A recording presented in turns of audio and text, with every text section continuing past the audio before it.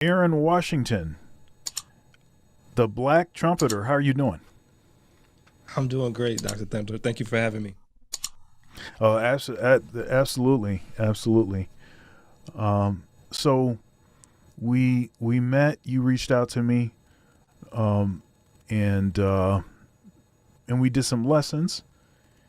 And I had good time doing that. I trust that that was fruitful for you. Oh, for sure. Yes. Tons of stuff to practice and go home and shed like crazy. And we kind of used my book as a sort of as a blueprint, sort of almost like a syllabus, in a matter of Hmm. speaking. But we definitely covered some other material, and yeah, I look forward to perhaps us doing this again sometime in the not too distant future. Oh, for sure. For sure. Yeah, I've just been all the stuff that you gave me, that was maybe like what, October, November. yeah, Man, something like that. Yeah, yeah, it was just so much. I'm like, okay, let me get this together. Let me get it together because it was quite a bit, especially the 140 bebop bebop skills. scales and the modes, man. That was insane. I'm still practicing that stuff to this day. Yeah, it's good. In the purpose of any of that kind of material is not really to overwhelm, but it's to show the sort of unending possibilities that there are. And when it comes to actually devising a practice routine, uh, a practice strategy to actually get the stuff in your playing, it becomes really necessary to pick things that you really resonate with, um, and try to do them in a way that doesn't, uh, it doesn't, it doesn't make it seem exhaustive. Hmm. You're that because that's not the stuff that you want to play anyway, right? You want to play the stuff that has a certain sound to it. It resonates with you. Something about it was like, oh, wait a minute, but what was that? And then trying to find ways to expand that thing that you dig. So anyhow, all right. So you have a lot of followers on TikTok. You've got a large subscriber base on YouTube also, and it seems that you have figured out something that a lot of people would like to know what it is that you're doing to get the kind of results that you're getting. So I think I was looking at your TikTok, and you've got over 200,000 followers or something on TikTok. Yeah, now it's crazy. It's maybe up to 340,000 Yeah, followers. It's crazy and to even say that number out loud. it's very, yeah. It's and the thing is that um well, you're not a female with no clothes on, Right. so have, And that's the thing. That's another thing. It's like, wow, okay. People people are digging what I'm doing. So and now I don't have to be naked to do it. So right. that's also or a thirst trap to do it. So it's That's great. right. That's It's right. great to know that people are digging it. Yeah, and looking at some of your videos, there seem to be they're bite size, they're very specific, they're notated exercises that you're actually playing, um, and I can and they're produced very well. The sound is good. Um, all this sort of aesthetic stuff is handled very well, and I Thank you. think that really and you have a and it's not random. Like you have a brand. You have a specific thing that you're going for, and you're targeting that, and you've stayed relentless. It seems on that particular target group, and it seems like it's working out. So what gave you the idea to, I mean, let's talk about TikTok first, and then maybe we can start talking about YouTube after that. For sure. Uh, So what gave me the idea was, of course, as many of us might be attuned to, is Gary V. If you're online in any particular way, he's been very influential to tell people, hey, you need to get your butt on TikTok. Like, this is the time to do it and figure it out, because this is a one in a lifetime opportunity to, strike when it's hot, when the organic traffic is just like crazy. And yep. so, I had already been doing YouTube for maybe 6 years. And actually, I didn't want to, I was just really experimenting, because I started the TikTok maybe, I think that was November of 2019. And it was just an experiment to see what it was about. I had already been consuming the content, kind of just like feeling it out, like what's going on this platform, for Right. about a couple of months. And that's usually how I do anything. I just consume and see what's really happening on the app before I actually start doing something. And so I didn't go under the Black Trumpeter for that account. And because I wanted to kind of separate myself from that and see if I can do other things Right. with this account, and kind of just have a branch of Mm-hmm. different types of content. Because usually on my Black Trumpeter content is just like strictly fundamentals. This is how you play the trumpet, so on and so forth. And so I kind of wanted this new account on TikTok to be a little bit more fun and engaging, because that's where I kind of realized that was the vibe on the app. So that's when I started researching things. Well, before TikTok started, it was Musically. So it was very heavily, influenced by what music, the kids were singing or, mouthing along to. And so I was like, okay, well, let me do something with music. What, if these are like kids like 12, 13 in their teens or whatever, what are they listening to? What are they, vibing with, like with certain sounds? Because sometimes the sounds aren't music in particular, like actual songs, but it might be like a snippet of something. And so I'm like, what? Let me see if this particular sound bite, I can do a trumpet version of it. And it was like a meme type of sound. So it was, funny and stuff like that. So the first video I did, it was just a transcription, just me writing out the sound on paper. And I didn't think anything of it. I posted it. About an hour or so later, I look at the video, and this damn video got 1 million views in 1 hour. And That's after crazy. that, insane. I'm like, whoa, wait, what's going on? Like, usually I can't get maybe 1,000 views on my video within like an hour. So just to see Mhm. that video just blow up like that within that short of amount of time was insane. Now, what do you think caused that particular video to blow up like that? It was anything you do on TikTok, it has to be out of the ordinary. It has to be like just like Mm-hmm. strange, or just like it has to catch people's attention. It has to be creative, like original. And so the sound had already was popular. The sound in and of itself, it was called Go DeMarcus. And it was already popular on its own. Folks were doing their own videos with the sound. I'm like, okay, if this is already, has some traffic, why don't I just use this and see what happens? So I was just piggyback off of its own traffic, its own thing that was happening. Mm. And then I guess, what happens is when you like something, uh, or when a lot of people like a particular thing, the Thank platform. you so much for watching my video so far. If you'd like to support, There are several ways to do so below. Also, likes are free. Please comment, share, and subscribe. Now back to the video.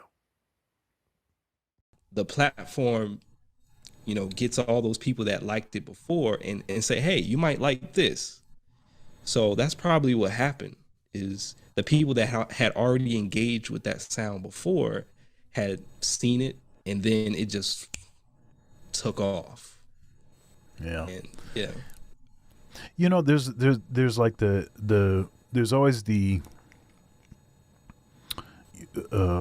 sort of pondering, trying to figure out what's going to be the next viral moment, and you know, you have there are a variety of videos on YouTube and Instagram, TikTok, and stuff that are trying to explain how to create a viral video, but if you followed exactly what it is that they said, chances are it wouldn't become a viral video.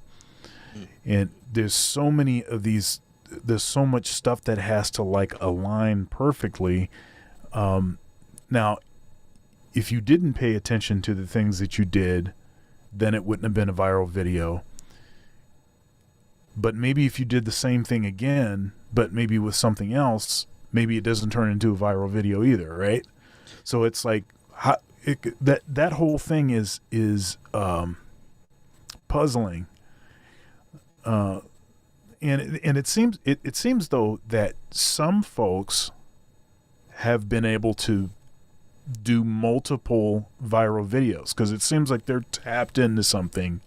That what is it that they're tapped into that's allowing them to predict, you know, what is going to become viral or not? Yeah, I definitely believe it's a combination of art and science for sure. Because the more I create on that platform, the more it's a gut thing for me. It's like I know what's going to pop off.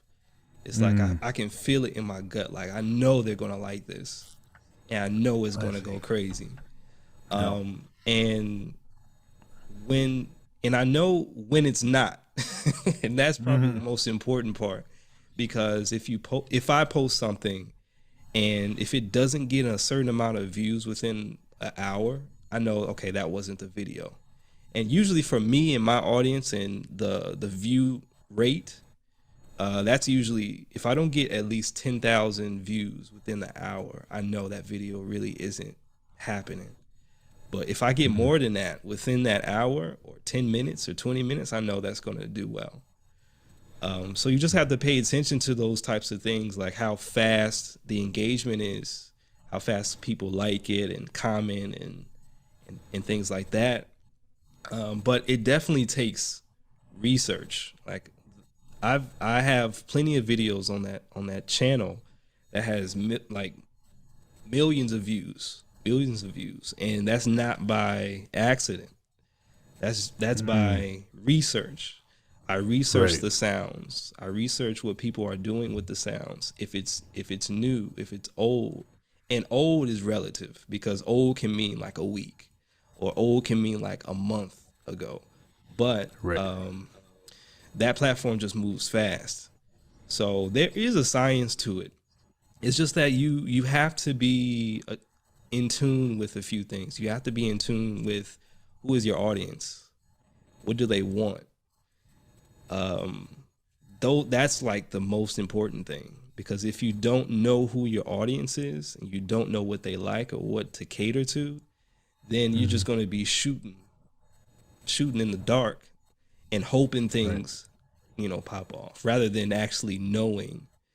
And so for me, it's both an art and a science. And the more you create and the more you engage with your audience, like what they want, it's going to be easy to get the numbers that you want. So for instance, like either with my channel, it's easy now. I don't have to post as much because I already know what they want. So anytime I post something, I know it's going to go crazy.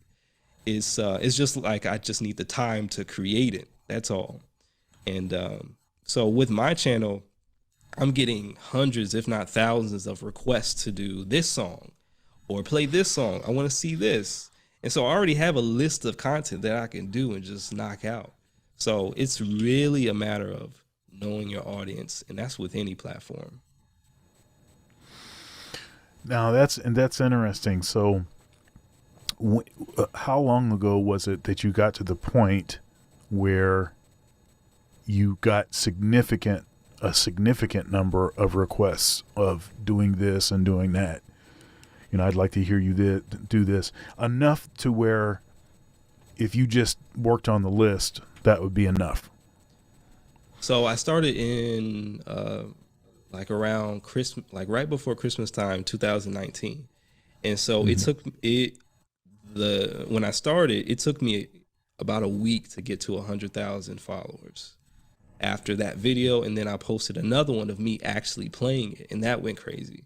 And so it took me a week to get that. And then I started getting a whole bunch of requests. So by December of that year, I already had a list of about 20 or 30 videos that I could do and just knock out, and I'll be and just post and upload.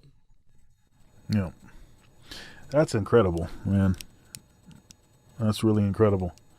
So, time of day. So I, talking to, I know several YouTubers that have large subscriber accounts, and I've asked them specific questions because because I want my channel to grow too. So, and one of the YouTubers told me,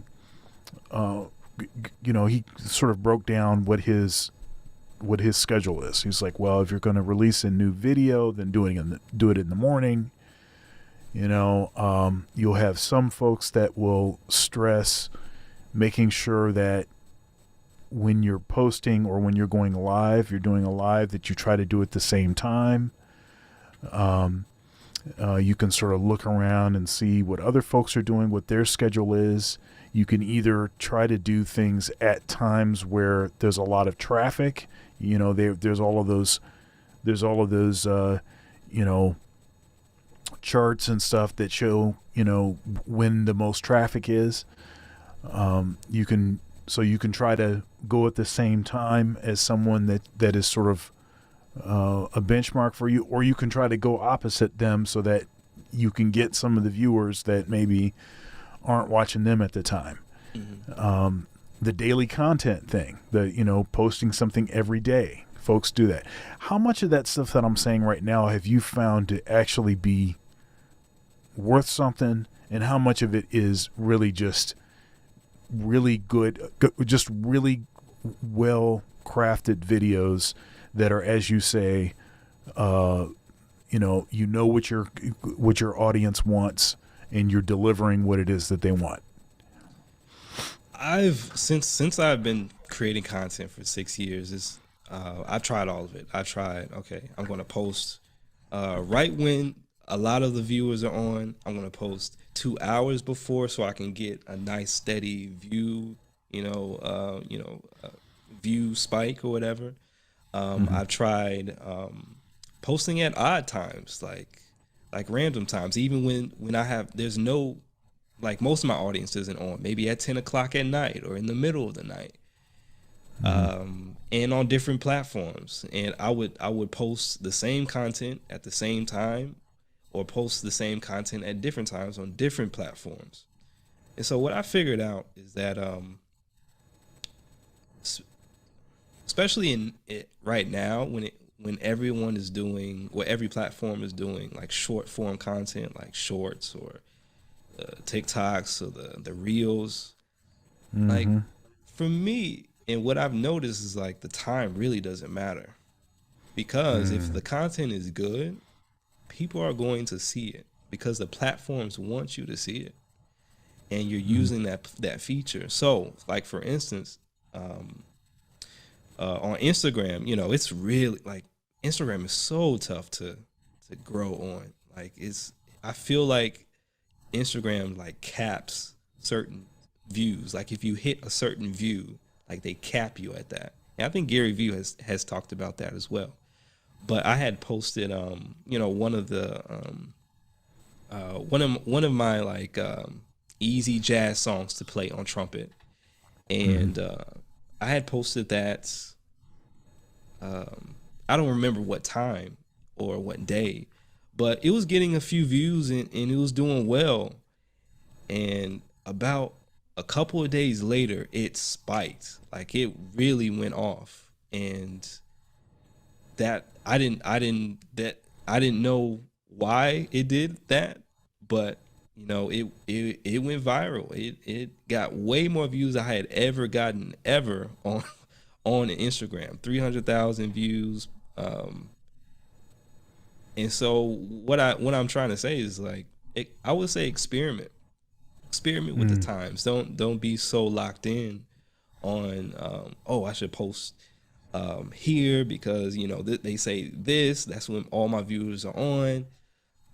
I would say try it all because you never know what pops off, and it's just really random at that. However, on the flip side of that,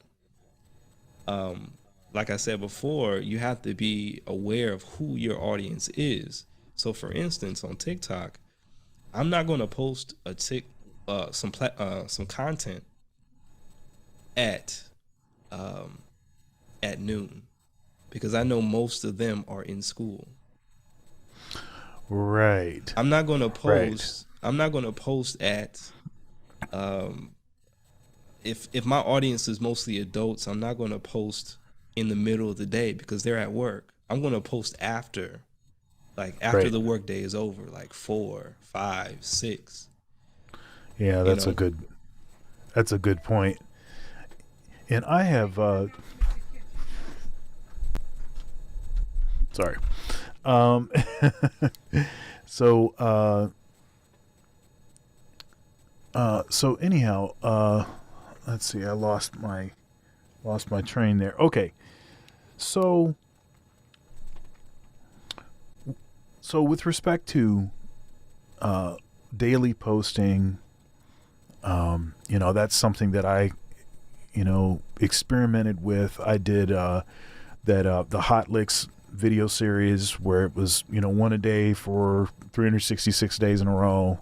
This business, and I have been reposting. So that's that collection, because I started that in December of 2019, and so I was already posting every day when the pandemic started, and so I think that kind of gave me a bit of an advantage over folks that said, "Oh, the pandemic's here. Now it's time to just start posting," because there was no sort of track record of posting.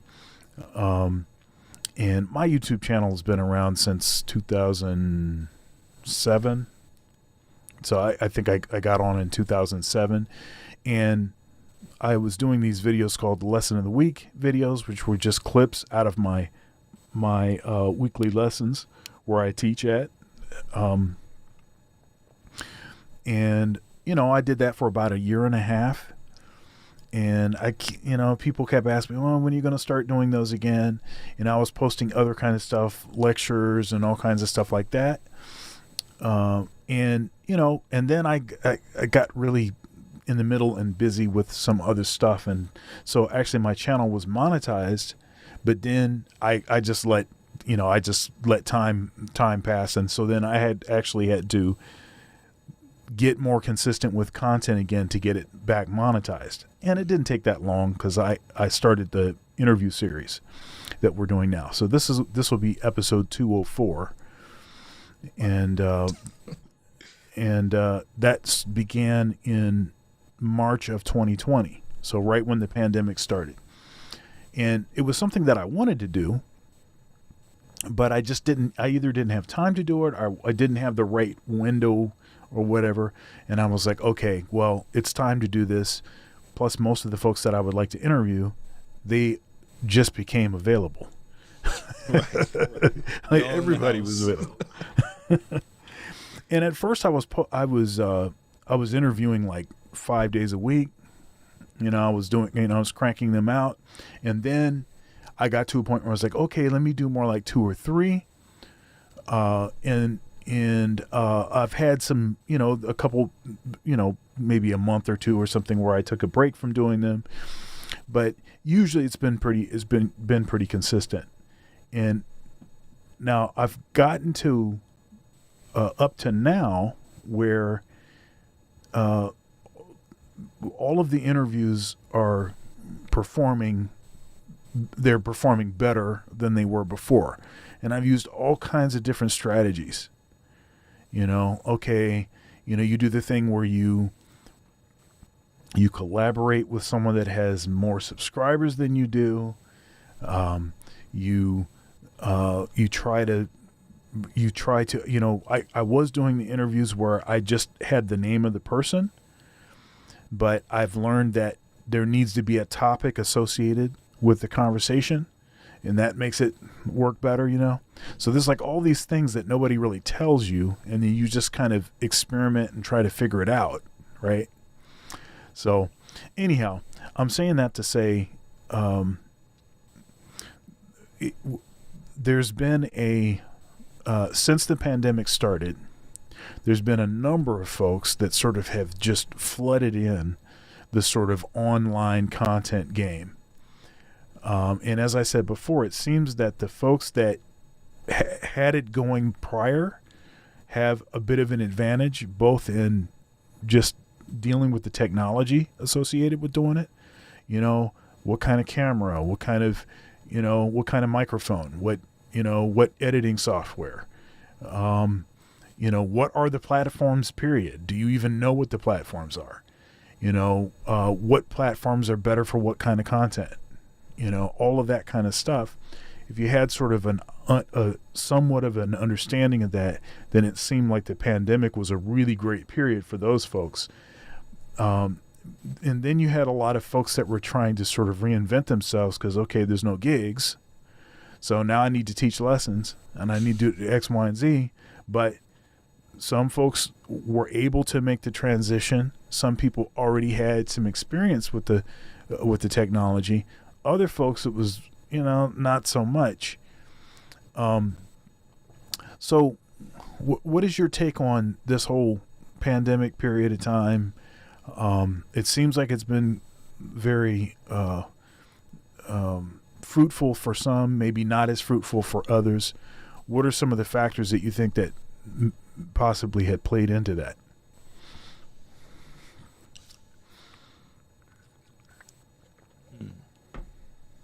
I have to say, for me, I've been creating content before the pandemic, and teaching online before the pandemic. So I was already set up. I was already teaching, already had a studio. So that was just the opportunity to get more students, and that was great. So as far as like, for me personally, I just loved seeing musicians of all experiences coming online finally, because I just felt like, especially in jazz, like most folks need to be online. We want to hear from you. We want to hear from the people we look up to in this music. So it was nice to see everyone come online and we get a chance to see them when maybe you can't go to their show or you can't, you can't travel or whatever. So it was nice to actually see, a lot of legends online, and I that provided a great opportunity for the music to grow, I think. So whether or not they got the views or got the notoriety, as far as like them making more content or starting content, I just love seeing them in the space and sharing their points of view. Yeah, I interviewed Ron Carter, the great bassist. Yes. And in our conversation, he was talking about how he didn't really know anything when the pandemic started. And so he basically had to play catch up and everything. But it's interesting because, you know,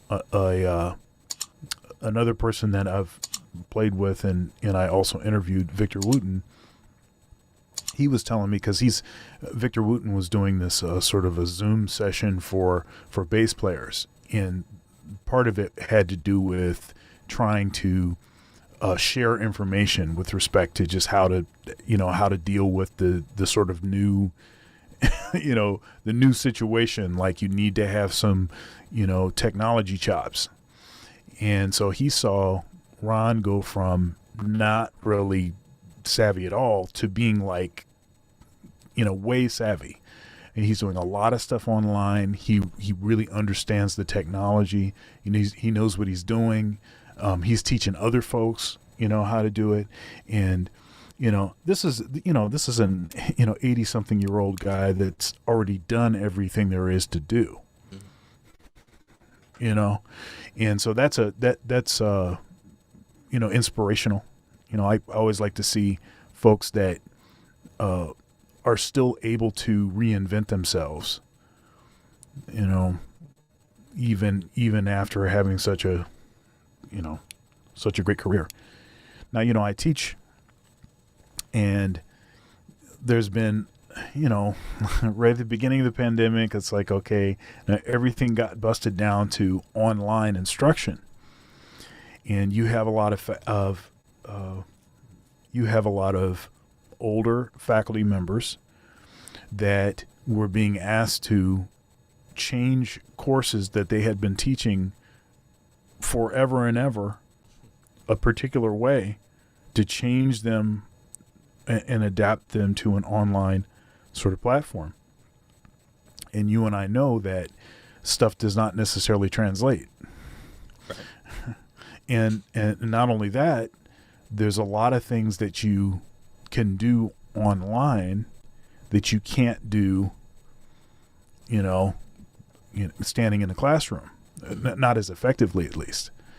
And people are used to looking at screens, and there's an expectation for the presentation to be at a certain level, and the technology savvy and everything else to be operating at a certain clip. Everybody is looking at screens where everything is produced at a very high level. So if you come in and you trying to still do it the same way, plus it's super clunky, it's not happening, you know, you're not getting the stuff to integrate, you know, you have to fiddle around with stuff to get the thing to play back so that people can hear it and all that kind of stuff. It really can take away from, you know, your momentum from the presentation, you know. But that was a real real challenge. It was a real challenge. But, you know, I think that there's been some positive things that have happened because of the pandemic. I think that a lot of institutions have been forced to sort of update their curriculums. You know, so thank God. So it's like, yeah. So it's like, okay, well, we should have done this, you know, 10 years ago, whatever. But okay, let's go ahead and do it now. We have an opportunity to do that. So I think that's been positive. Of course, everyone's super excited that it seems as though the worst of this thing is over, and for the most part, things are sort of resuming as normal. What are some things you think people maybe can take into the future? I can imagine that there are some folks like, you know what, I never want to look at a computer again, or I never want to have to do a Zoom session again, you know, and just washing their hands of the matter and just going off somewhere else. But it seems to me that there might be an opportunity to take what has been learned, and rather than losing that, you know, keeping that and maybe combining it with some other things. What do you think? I think it's a great opportunity, and it like what's happened, it's not going to go anywhere anytime soon, because now we're used to this medium, and it's giving people just options, and people want options. whether that's to go in the office to work or to work from home. And that's with any job or any career. But with any event, like you can watch it from home or you can go to the event. And then I think life is just about options, and that's the Yep. beautiful thing that came out of it.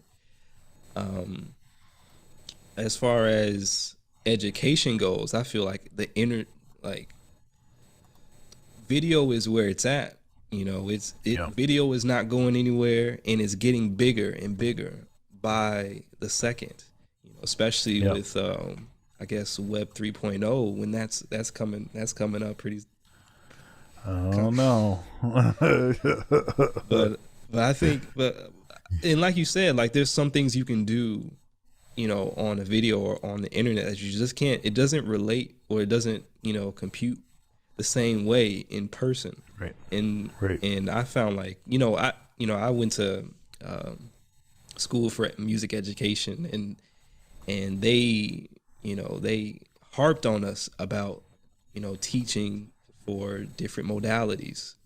And so when I got to the internet space, I'm like, okay, how can I teach in a way that hits on every single modality? So I had already had those chops before creating online. I just had to learn how to create it through a video, you know, video production. And so, Right. yeah, I think it's not going anywhere anytime soon. People should, you know, continue. Now, you know, something I have been telling my students, and, you know, this is prior to the pandemic, and now this advice I think is even more important now, is this whole idea of using social media constructively, right? You know, everybody likes a cat video, but, you know, that's Do we probably not still the best watch use. cat videos? You keep using that example. Like, are we still watching cat videos? Well, Probably okay, a huge population that's probably still watching cat videos. yeah, that's right. That's right. Yeah. So, but you know, that might not be the most constructive way to use the platforms, right? So, if you're a musician, if you're and you want to work as a musician, then use social media to sort of get that thing going, right? Don't just sit around posting mindless stuff. I mean, you really can use that thing to catapult you. I mean, there's a lot of great examples of that. Now, what I used to tell students is, you got to get your website, got to get your media kit, got to get your demo, got to get your all of that, and all of that stuff I think still is there. But the fact is now that social media is kind of all of those things in one now. So, you know. Yeah. So, yeah, go ahead. Yeah, so as far as social media, like I harp on my friends as well. It's like, you need to, you know, gigging is cool, but you Yep. need to be on something. You need to create, and you need to market your art, because that's the only way you're going to get known in a broad sense. Like, in, you know, at scale. You know, you can play all the gigs you want and network with this person and that person one-on-one, but you can do the same thing on Instagram at scale Right. through the DM. You can do that same thing. You can teach Yeah. at scale on YouTube. You can you can promote your stuff at scale on any platform with your own email list. Like, so Right. people get upset when they don't have the limelight, and they might, you know, talk shit about people that might not be as good as them, and they're getting all the views, they're getting all That's right. the, you know, the attention. You might be a bad player, I mean, you might be, a good player or whatever, but if nobody knows who you are, that does not matter. That's What right. matters is marketing. What matters is getting yourself out there. So Now let me ask you about this, because this seems to be the sort of okay, so marketing versus artistry, Now, it's not really mutually exclusive, right? But people sort of like, I had to decide if I was going to be about getting views or if I was going to be about, something real. You hear people say this kind of stuff all the time. And now, granted, I think that there's the danger of this sort of validation by validation by how many views you have and all of this kind of stuff.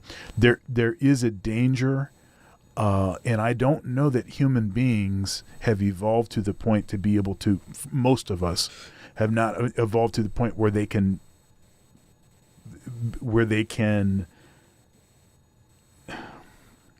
in a healthy way sort of manage those things and see that it is a view. Views are good, likes are good, but that's really because this is a business model and I'm in the business of producing this content and I'm trying to get more of it out to a wider audience. Not like I'm feeling, pats on the back because I'm getting more likes of a video, right? And I used an example earlier in our interview about, it's good that you didn't have to, you're not a female and you're not twerking, right. So it's good that you didn't have to do that. Now that gets a lot of views. So you have that side of it, but then you have but what are you actually promoting? And is it something that's positive, something that's meaningful? Is it something that, you were talking about some folks that are like, I'm better than this cat, but this cat is getting all the views. Well, so where is the balancing point? Where's the happy medium in all of that? What do you think? There is no happy medium. You either know how to market or you don't. Mm-hmm. You either know how to gain attention or you don't. Okay. And it could be positive or negative, but the name of the game is attention. And you can get attention doing a whole bunch of stuff. But it just depends on what you want that attention to be. So, yeah, that's my thing. I mean, it's an attention, but there is a balance as far as like how much value you put in a view or how much value you put in a like or a share. I see. So there's two ways of thinking about it. You can be a content creator or you can be an online entrepreneur. And the way you look at a view, the way you look at a like, a share is different. Or subscribers or followers. If the name of the game that you're playing is I want to be a content creator, so you have to look at that. You have to value the Right. views. You have to look at Right. the followers. What else is there? What else is there? Because that would give you like the brand deals or the the collaborations and things like that. However, if you switch your thinking to an online entrepreneur, you're not thinking about views. You're not thinking about followers, because really that stuff does not matter. What matters is knowing the audience that you're promoting, you're creating content for. And you have to be super specific, because 10 views can get you thousands of dollars, whereas millions of views you can still be broke and get millions of Right. views. There you go. You know, That's it. Have you heard this thing? What is it? That you only really need 1,000 followers to basically make a living. right? You know, doing this. But those 1,000 followers, of course, they are active followers. There are folks that are like, you know, they're doing something. They're liking stuff. They're viewing everything. They're sharing everything. You know, they're supporting stuff financially. They're members of the channel. They're members of your Patreon. Every time you offer a new deal, they're at they're at the front of the line. You know, you really need, all you need is 1,000 people to do that. So what do you think of that? Because that's information that's not new information. They've been saying that at least for the last 10 years. Do you think that still is true? Oh, 1,000% is true. I just did Okay. a master class. I was just doing the Zoom master class that I promoted to my email list. My email list is probably 6,000 people on the email list. And I did a few posts, but it wasn't really too crazy on the, posting on my social media. But I just really promoted it to my list. And I got more money within those 3 days promoting to my email list than anything on AdSense could give me, or anything that's, and that was only 11 or 12 people that supported it. Right. So it is really about knowing who your audience is and catering to what they want and delivering and building that email list, because that email list is more important than followers. It's more important than likes, shares, comments. If you're an online entrepreneur, if you're looking at it that way, not as a content creator. I'll tell you, a lot of these, and I'm trying to be careful because I don't want it to appear that I'm trying to throw anybody under the bus. But a lot of these institutions, they create these policies where units, areas that are trying to promote events are not allowed to collect email addresses. So what that does is, when you have programs that you really would like people to come and support, say if you got a big name artist or something, it makes it next to impossible to market it,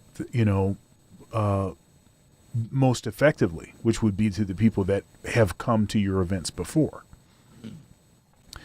Now, to their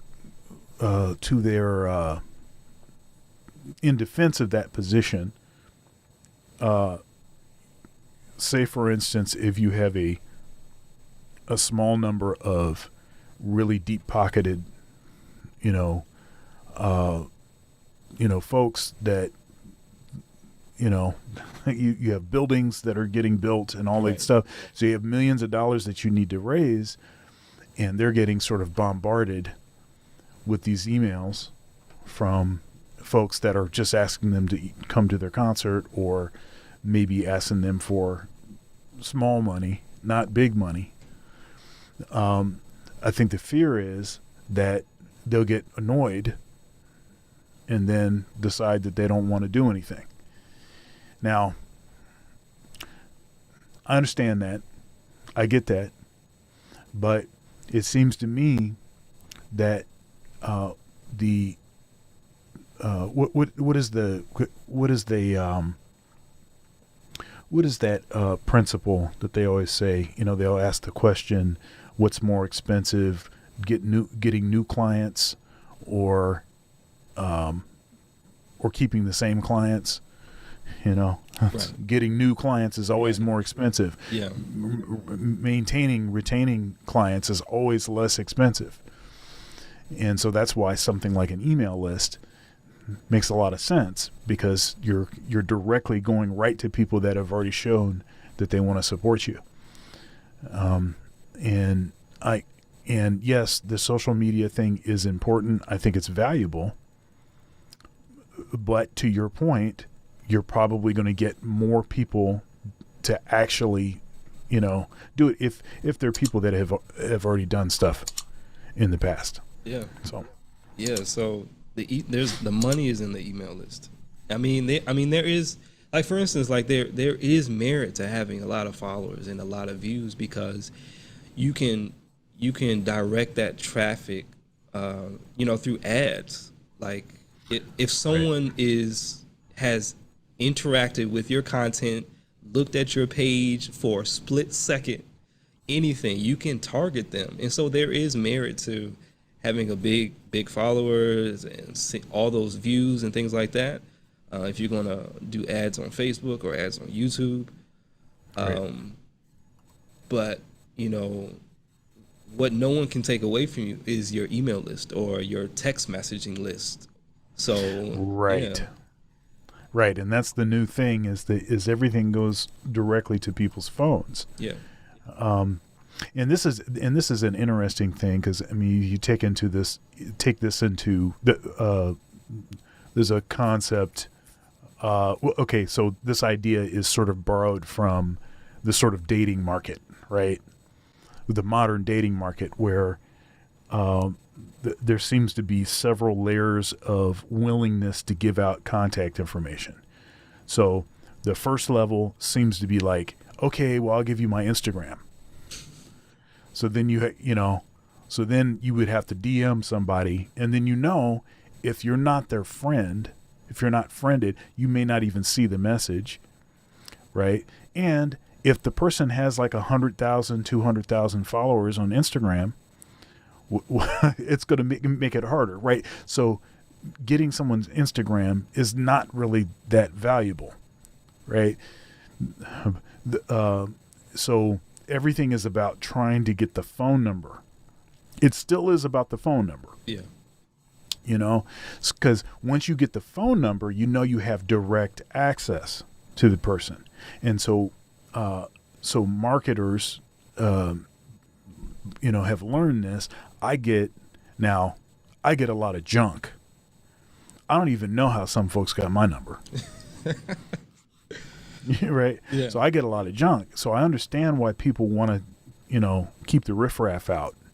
But getting the number still is, that's still primary. And I do prefer that to an email address. But both of those are, important.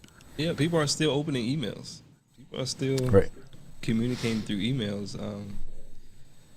That was the point I was about to make, but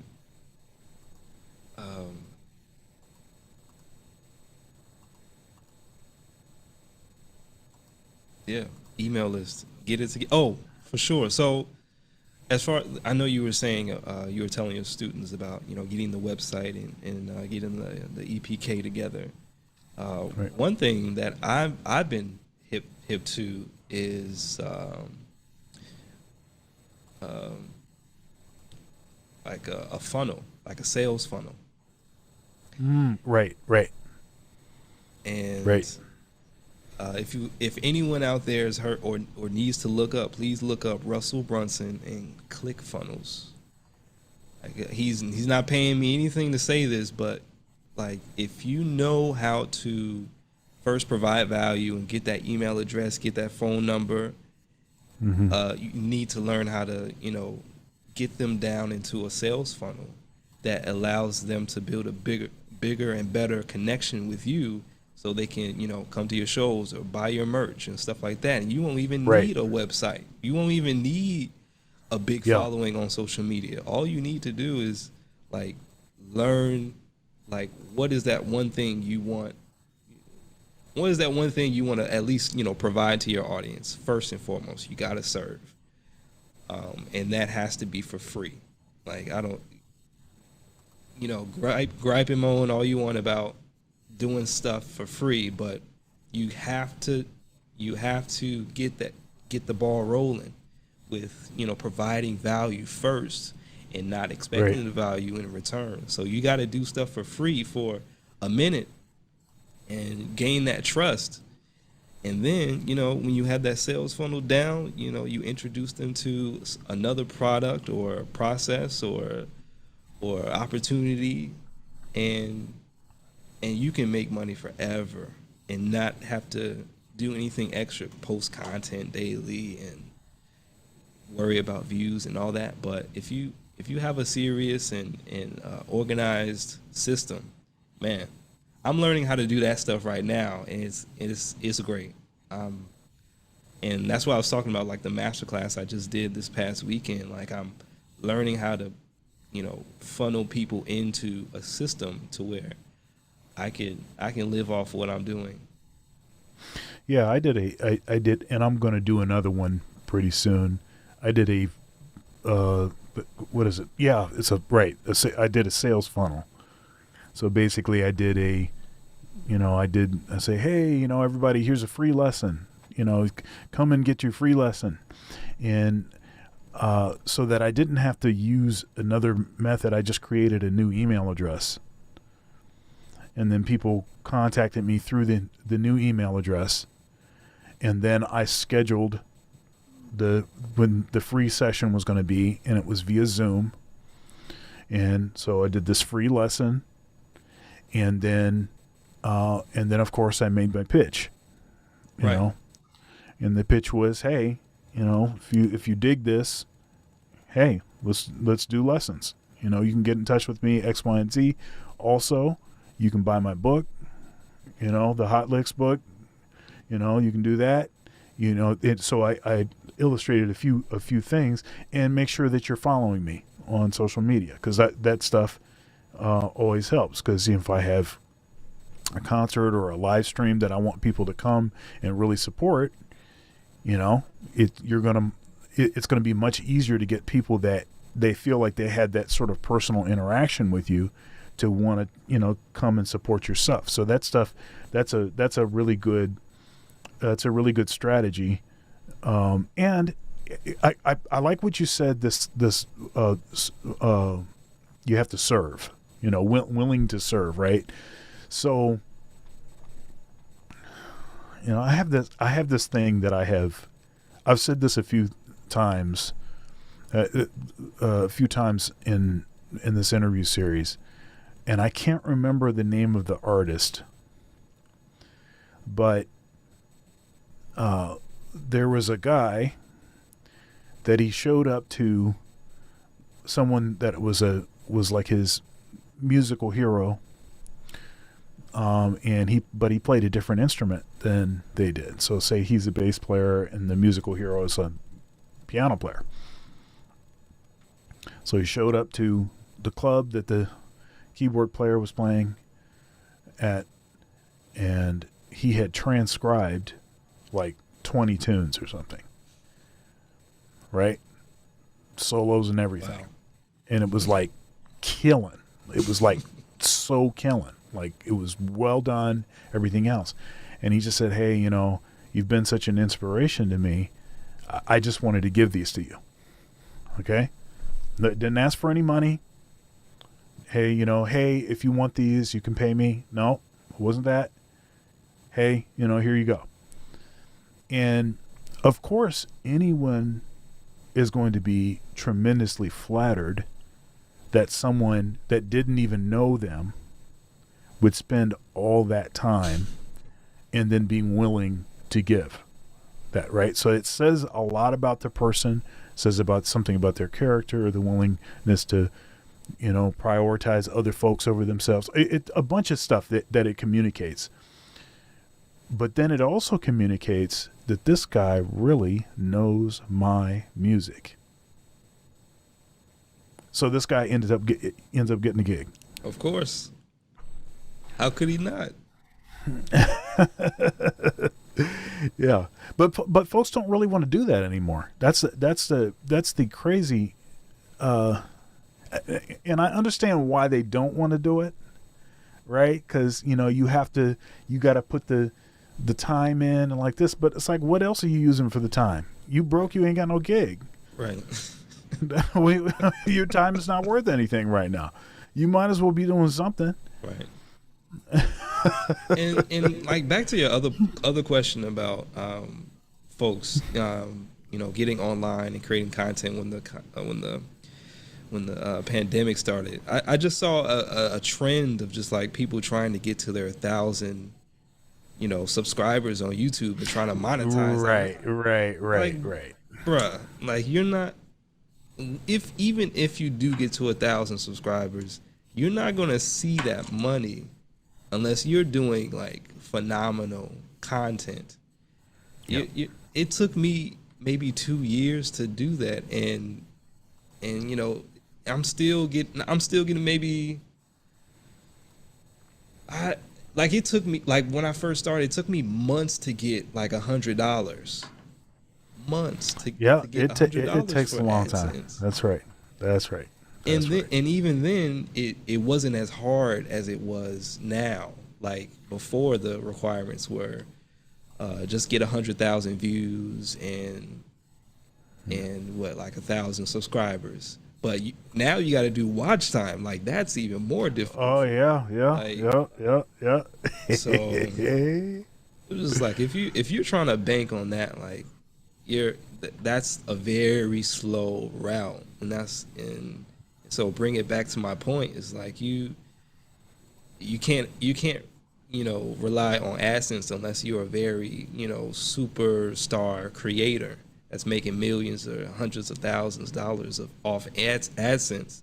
You got to focus on creating your own products, your own services, and cater to your audience. So yeah. There's a short list of YouTubers. Now I know some folks that are like making big bank. yeah, and the subscriber count, as long as it is beyond a particular number where you're monetized and you're putting out consistent, good quality content, doing a lot of live streaming and like that. I know some guys that are streaming a couple times a day, almost every day. Maybe you take a day off on the weekend. 2 live streams a day. And one of the guys in particular, he had about 5,000 or 6,000 subs on YouTube. And just in Google AdSense, he was raking in 6,000 a month.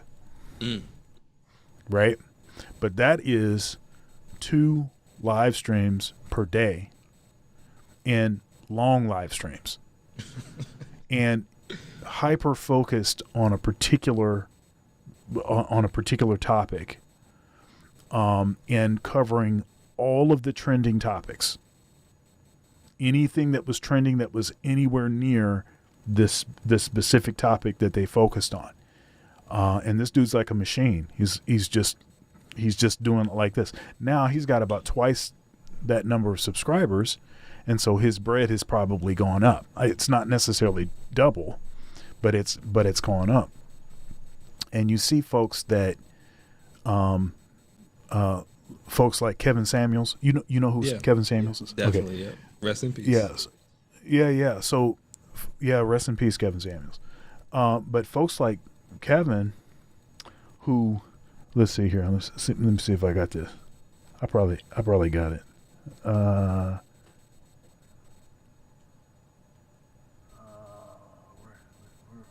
Is it taking too long? That man was making.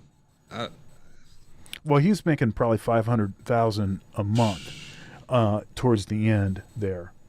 But there were long periods of but even like towards the middle, he's making 100,000, 200,000 a month. I'm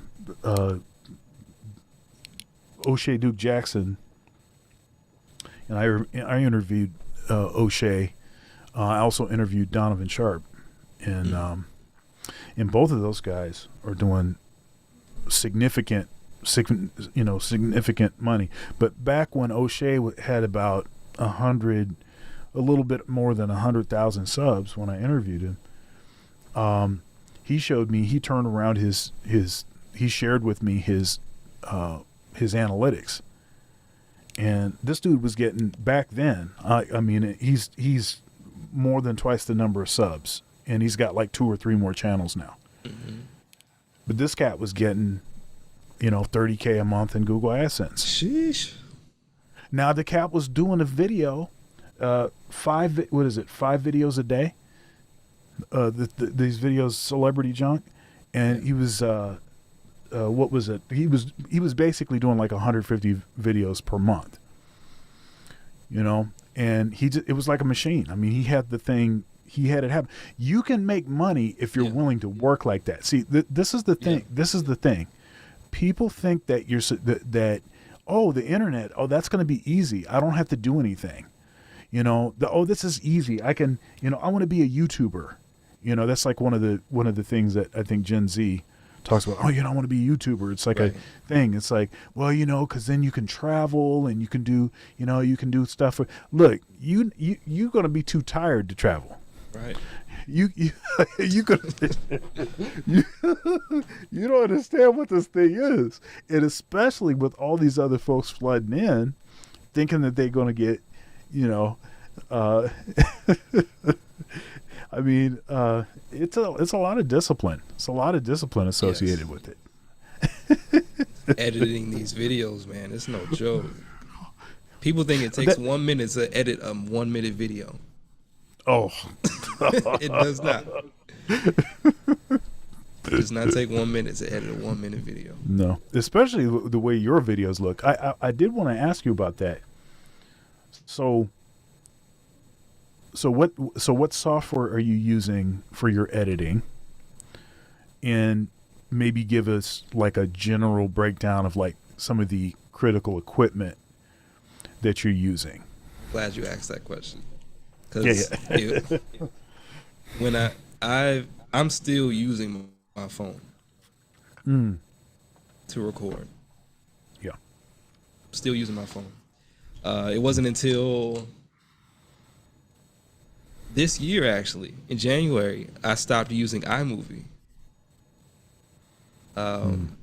I'm now using another free software called DaVinci Resolve to edit my videos. Oh, right. And that's been awesome because, there's a lot more control, a lot more features, and it's definitely a learning curve for sure. But yeah, that free software alone has really upped my production value for sure because I'm able to do a lot more things with it. But whereas before I just had to get creative with iMovie and just figure things out. But yeah, it's been my phone. I just got some new mics. What is this mic that you're talking into right now? This is a Behringer vocal mic. Is it like a large diaphragm condenser? It's a dynamic mic. It's a dynamic mic. Okay. Yeah. So I just got this, and I have another mic for trumpet stuff. So I have this mic for my vocals, for my voice. I have the same mic for trumpet, and then I recently, like last year, got the Rode Rodecaster Pro. Okay, yeah. Yeah, and it's super dope. That was my audio. Like, if anything, like really upgrade audio first because that matters so much. So what are the headphones you got on? I don't know. There's just some headphones that I don't think I'm convinced on these. It was just some headphones that I just wanted some over the ear. They were cheap, but I don't even really know what's the name of them. Right. Knox Gear headphone. But I just need some over the ears. Now I'm glad that this gives us an opportunity to go somewhere. Your response to this, that question about a gear. One of the big mistakes that folks make, and I have to be careful myself because I'm a gear junkie. Okay. But one of the mistakes that people make is they think that it's the gear that makes them a YouTuber or that makes them a content creator, and it's not the gear. No. It's the content. I like that you're using your phone. The hot lick videos that I did, those were all just with my phone. You know, a lot of the other videos that I do, I mean, I'm using a mirrorless Lumix G85 right now. That's this camera here, but I've got some webcams and some other stuff to make it look fancy from the live streams and stuff that I do. But I wouldn't need that. I could do it on my phone. I could actually, through the computer, there's an app that can use the camera on your phone. And the camera on your phone is really, really good. Yeah. Yeah. And the audio that can come from your phone is also really good. It's all about proximity. Even if you don't even hook up an external mic, but if you did hook up an external mic, there you go. That's even improved. So a lot of that, it's not the equipment, it's the content, it's the quality of the content, it's the consistency. And you can make stuff that's at a high level without requiring high level equipment. Yeah, as long as you got good lighting, like good lighting and good audio. No. That's pretty much it. And good lighting, I mean, you can use the sun, the window, and making sure like you're facing the light and you're taking the video. But yeah, I mean, as long as your content is good and you have good lighting and good audio, you don't need thousands of dollars. And I know I'm saying that with all of this stuff right now, but I didn't start out that way. I started out, and I'm still using my phone. It still works. I don't need a fancy camera. I just need to know how to, use the lighting well, and and that's pretty much it. So this camera that you're using right now. This is the what is webcam. that? This is the webcam on my laptop, my Mac. Right. Yeah. Yeah. See that stuff is sometimes that I think that stuff is an excuse why people won't get started. Well, I need to have this and I need to have this other thing. Once I finally get all of this big pile of stuff, then I can start doing something. And then, of course, the problem with that is that you don't even know if you like to make content yet. Exactly. Or so now you got this content to make. Right. So now you got this big pile of stuff, and you don't even like doing it. You can't even stand doing it. You make videos over the course of a week, and you're like, man, I don't even want to do this. You better start doing it with your phone first. Right. Start with what you got. That's right. So let me ask you some stuff about your upbringing. I mean, you said something about a school, like a performing arts school that you went to? No, I went to Illinois State University. Okay, right. And with my music ed degree. Right. And so I'm licensed in Illinois as a band director, K through 12, for band, choir, orchestra.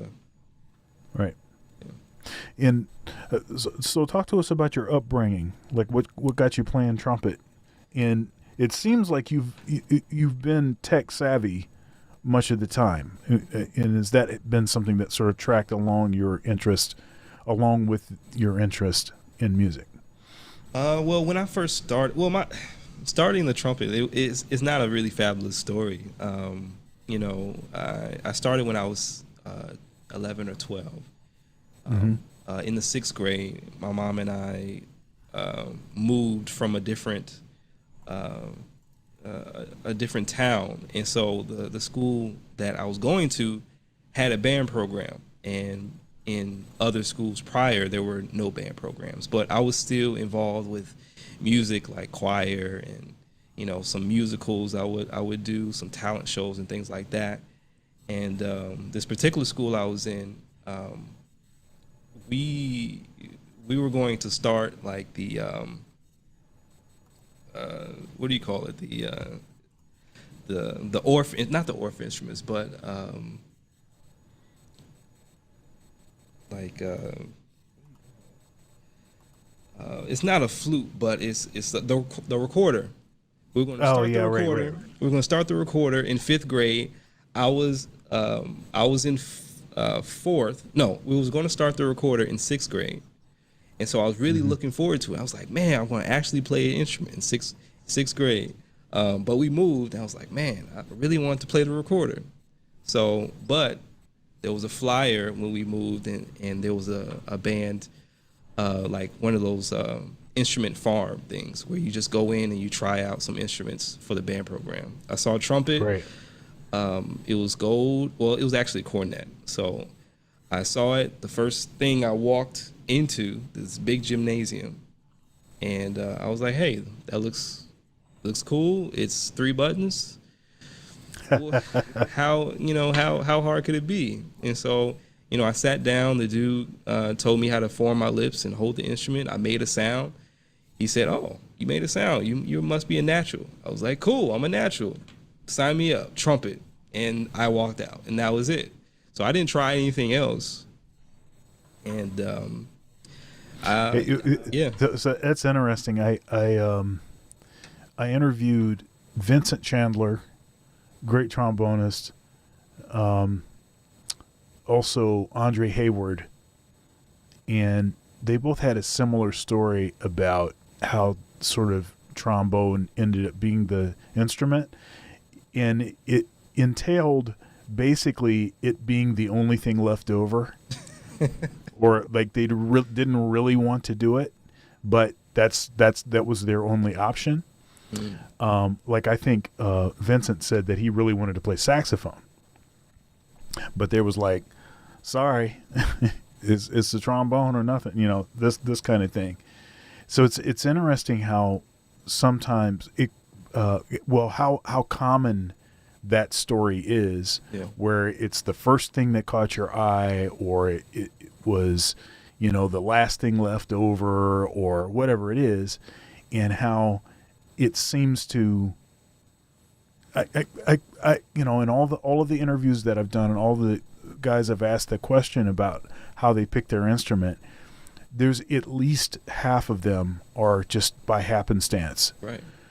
And it still ends up being, they're still great, So I just thought that was interesting. Yeah, I mean, I didn't come from a musical family. It's just me and my mom. I was raised by a single mom, my grandmother, and I never even really heard instrumental music. I didn't listen to jazz because my mom was listening to, she was in her 20s, and so we were listening to, the R&B and the hip hop that was going on in the 90s and early 2000s. So it wasn't until I actually picked up the trumpet when I actually started listening to jazz and getting into that. And there was a substitute teacher that noticed that I played the trumpet, and he was like, man, you should listen to such and so and such and so. And I didn't know who he was talking about. Like, Miles Davis who? Freddie who? Right. And so he had burned me a CD of just like the greats, and just said Jazz for Aaron. I didn't know who was on it, what was on it, and I started listening to that bad thing, and I was just like, man, this is great. I want to play that. That part of the story that you just said right there, that's also a common part of the story where a teacher, somebody burns or records some collection of music that they think that somebody should have, and that ends up being a critical step for them. It ends up being really important, all the stuff that's on there. And again, it makes sense that would be influential, but it's such a common story. It's such a common story. It's the thing that happens. it's as if people are being used to to be that next step, or to be that next influence that's necessary. But keep going. I think that's interesting. Yeah, I've noticed the same thing you're talking about too. Like it's a similar story, and that's why I said it's like my story is really nothing special than anyone else's story, really. But as far as like the technology and things like that, well, actually, before I get to that, I went to school again for music education because one of my teachers had seen that I had talent for teaching, and so this was a band director. My last year, my senior year, it was her first year, and so I was her TA for the freshman band, and I was also drum major, so that's why she wanted me in that band to just help with the freshman band. So she saw me lead that band. She was like, "Hey, you're really good at teaching. Have you thought about what you're going to do after high school?" I was like, "No, I have no idea what I'm going to do. I don't, I love music, but I also like a whole bunch of other stuff. And do I really want to go to college? I never really thought about college anyway." But she planted. I don't want to go to college either. I didn't want to go to college either. I really didn't want to go. My mom was like, "Hey, go. We can do this. You can do it." I was like, I don't really, never thought about it, but okay. But it was that one teacher that, I also my private instructor, Mr. Larry Bowen, rest in peace. He every Saturday he was like, "Bruh, you need to get your music education. Don't go into music performance, because that's what he did." And he was like, "Man, you need to get your paper. You need to get that degree of music education," because he was all about security. I was like, okay. Yeah, you gotta eat. You gotta eat. So okay, so I got Mr. Bowen telling me about music education. I got Miss Whitlock telling me about how I'm good at educating. And it's the same thing. Like if someone tells me, "Oh, you good at this," I'm like, okay, I'll do that. And so I went to Illinois State. I graduated. I went through that whole program. It was a 5-year program, but it took me another year to finish. I did my student teaching. I did my student teaching, and that's when I realized I do not want to be a band director. That was not for me, man. It was something just about I didn't like the fact that my mentor, he was amazing band director for middle school and things like that. But when I heard him say like, "Oh, now," because it was his last year and he was going to retire, he was like, "Oh, now I had the opportunity to do what I really want to do." I was like, "What do you really want to do?" He was like, "I want to, compose and things like that." And I'm looking at that, and I'm looking at the years that he put in. I'm like, I still want to play my instrument. I still want to, perform and do all those things. Yeah. And I don't want to wait 40 years to do that. I want to do that right now. So what do you think of that movie? So there's a couple movies that come to mind. One of them is Mr. Holland's Opus. And the other one is it's the cartoon. It's a recent movie. What's the name of that? I think it's a Pixar movie. Let's see here.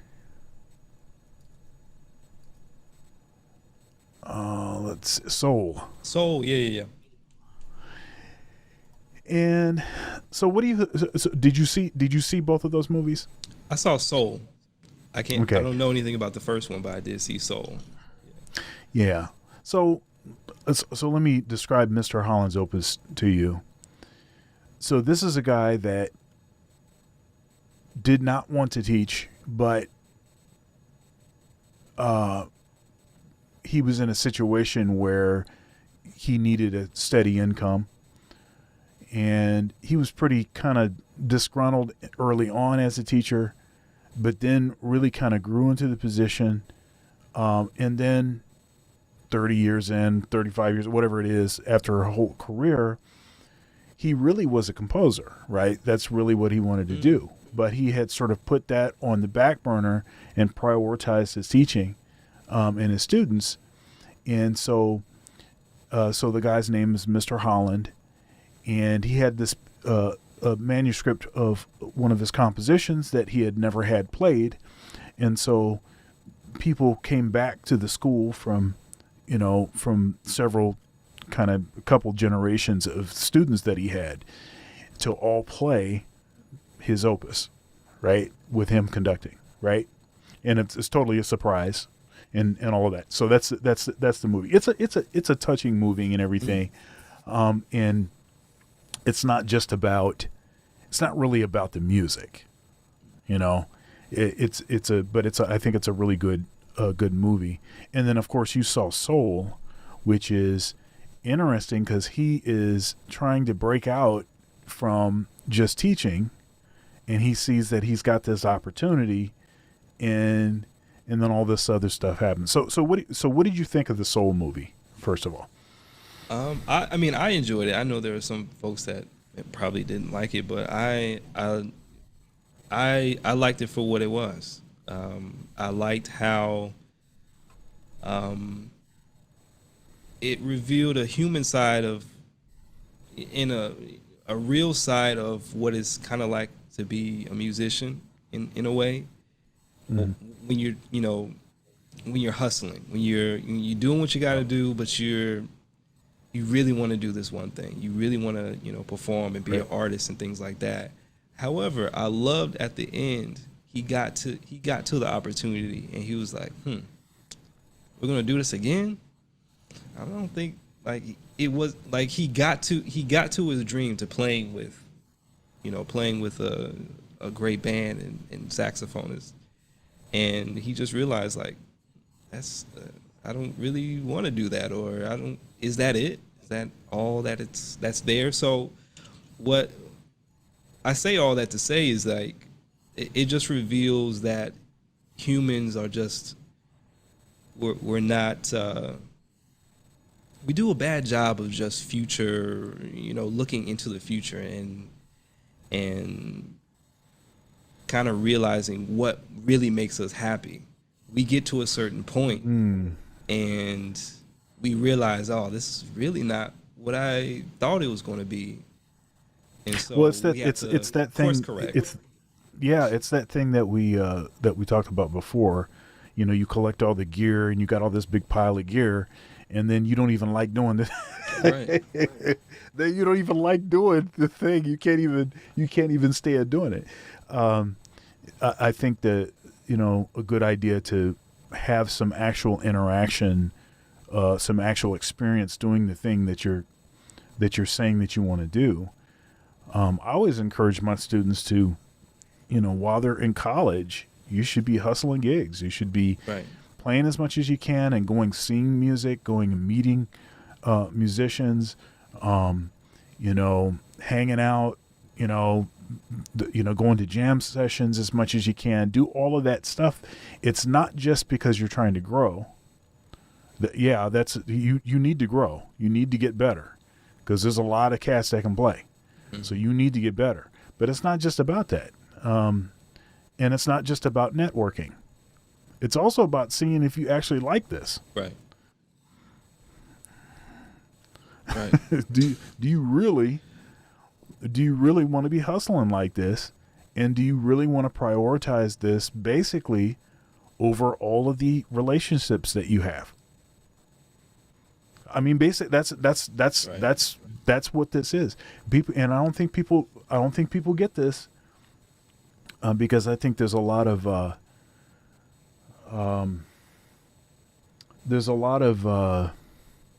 romanticizing the sort of musician lifestyle. Yeah. But the thing is that as a musician, when everyone else is on, you're on. And when everyone else is off, you're on. That's how it goes. So you're on all the time, Yeah. and at least for the first several years of your whatever your career, whatever your aspect, whatever the angle of the music industry that you find yourself in, that you want to work in, you don't get to say no. You have to say yes to everything because you're broke and you don't have any experience. Right. So you have to say yes to everything, and then it's not, and this is the other thing. Not everybody gets to the place where they can just do the stuff that they want to do. It would be wonderful. It would be beautiful if that was the case, but that's not how it goes. We always use examples of people that have gotten to the pinnacle where they're able to only do just this one thing that they want to do. And we use that as this, if I'm able to do that, then that means that I'm being successful. Well, actually, there's a whole lot of folks that are still doing other things.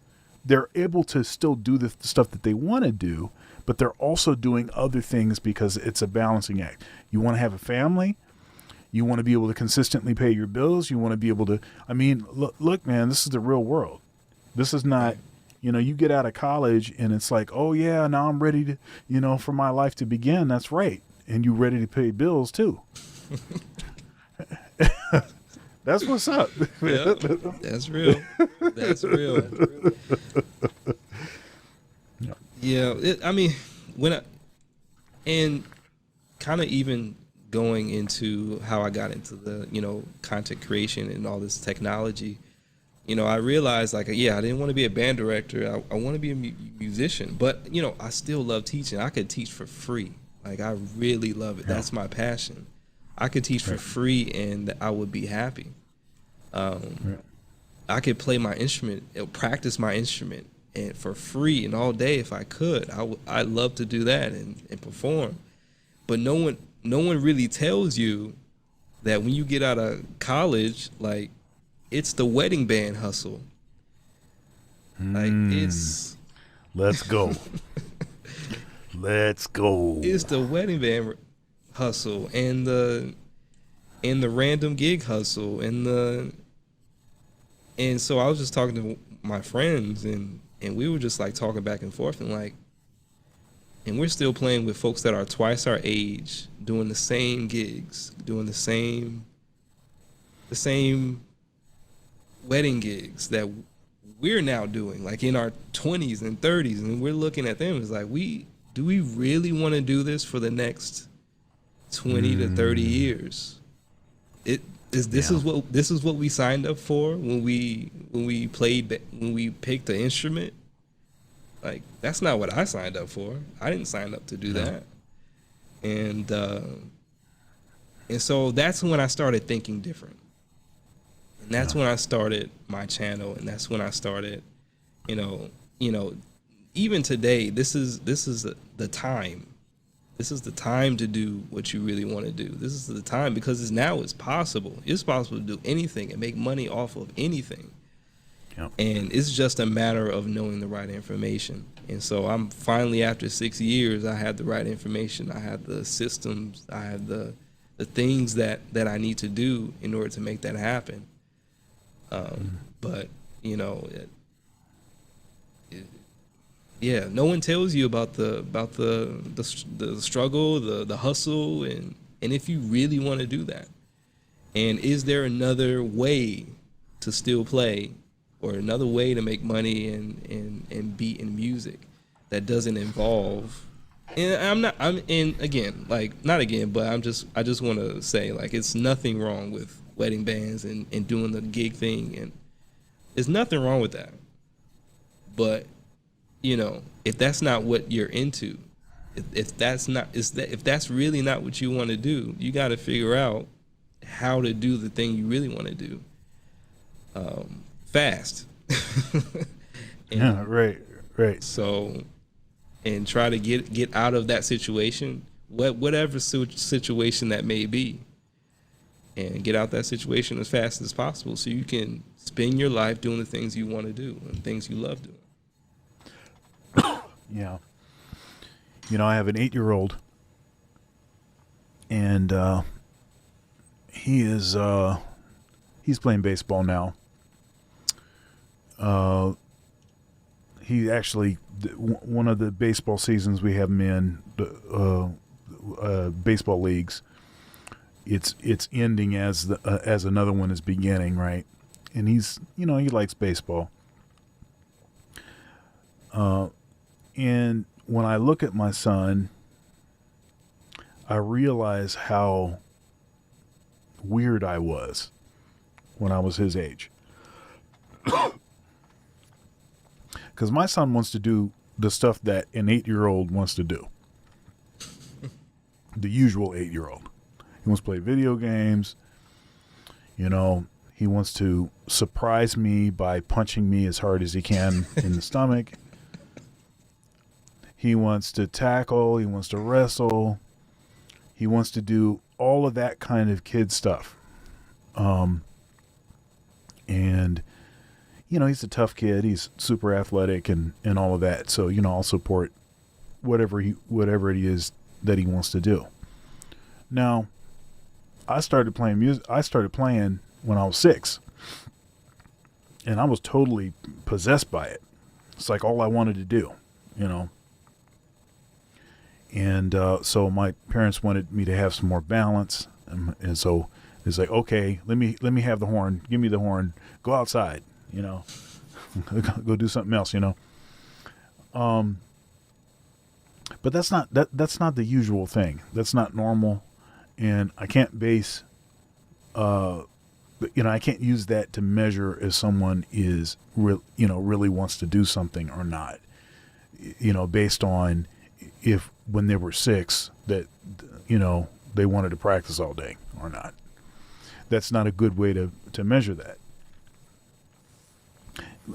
But invariably what happens is, the question is, oh yeah, so what is he going to play? What is he going to play?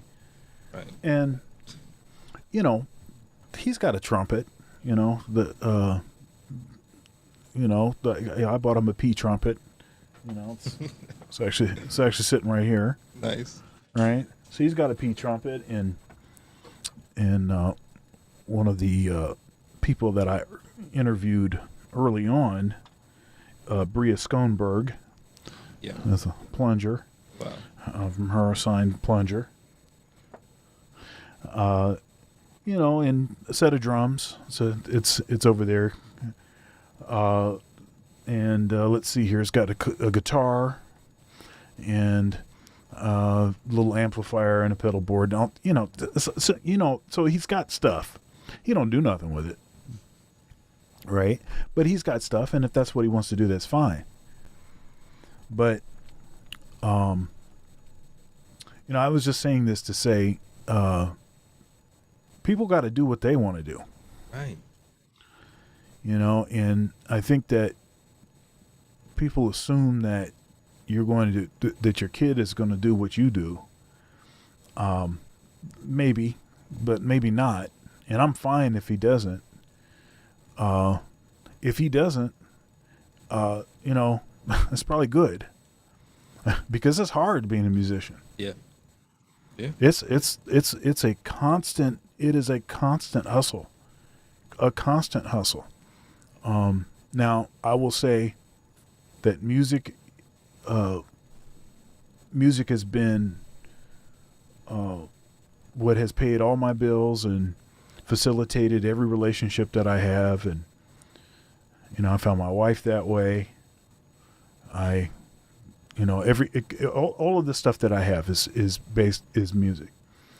In my teaching, I'm teaching music, right? And then all of the stuff that I do online and the conversations I'm having with folks and the sort of social commentating is all because of all the time that I spent in the practice room. Because nobody would care what I had to say. If I couldn't actually play, I couldn't get the job doing what I do. I wouldn't be a professor, none of that stuff. If I couldn't play, if I couldn't, and if I didn't have the credentials and all like that, and then nobody would care what I had to say about social issues or anything like that unless I had done something that meant something, right? So all of this stuff is still tied all to the same thing, and but I think it's a mistake for people to sort of get trapped doing something they don't really want to do. You have to, you've got to struggle. Now that's the American version of that. Now, almost everywhere else on the planet, nobody gives a crap about what you want to do. Right. And it's just all about survival. Right? It's all about survival. It's like this lion is over here and I need to try to find a way to prevent from becoming its lunch. So it's that kind of thing. But in a free society, we have options, and it's a great blessing. Yeah. That we have those options. Yeah. Yeah, I mean, I have a daughter that's 2, and every time I'm around someone, they know that I play music. Oh, she gonna play trumpet too? She gonna be a beast? Like, no. If she wants to play trumpet, then she can. I'm not gonna push it. She'll do what she wants to do. What I pray that she does is experience a whole lot of things and pick the thing that resonates with her the most. That's all you can hope for. But yeah, she doesn't have to play music. She doesn't have to be a doctor. She doesn't have to. She can do what she needs to do. Right. I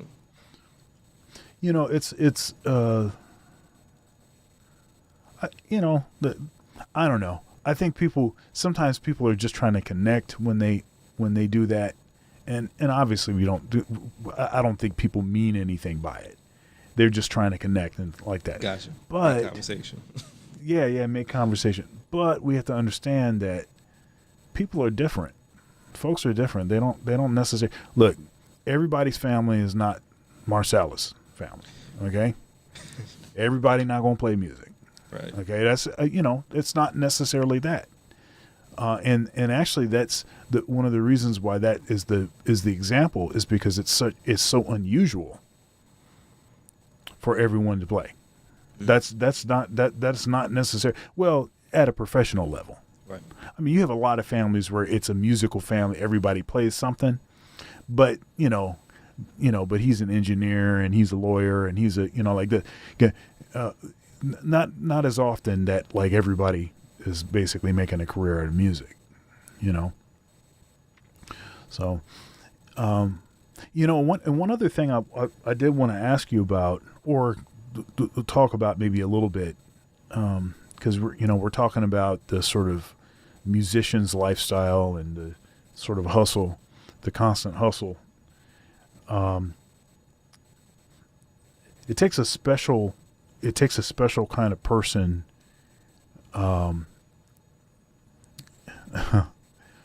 to understand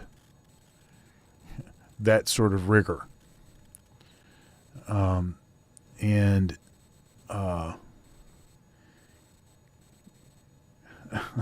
I'm in my second marriage, so it takes a special person to understand, all of the time, all of the energy involved. And if you think about it, you want to practice 5 hours a day for a gig that pays $50. That math doesn't. I'm trying to figure out how this math is going to end up working out for us. It doesn't seem like it will. It takes a special person to understand that and to be supportive. Yeah.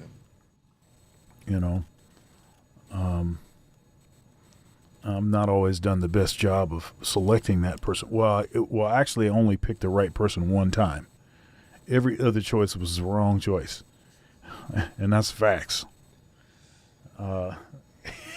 Every other choice was the wrong choice. Well, if you didn't make those choices, then you wouldn't know what the right choice was. So,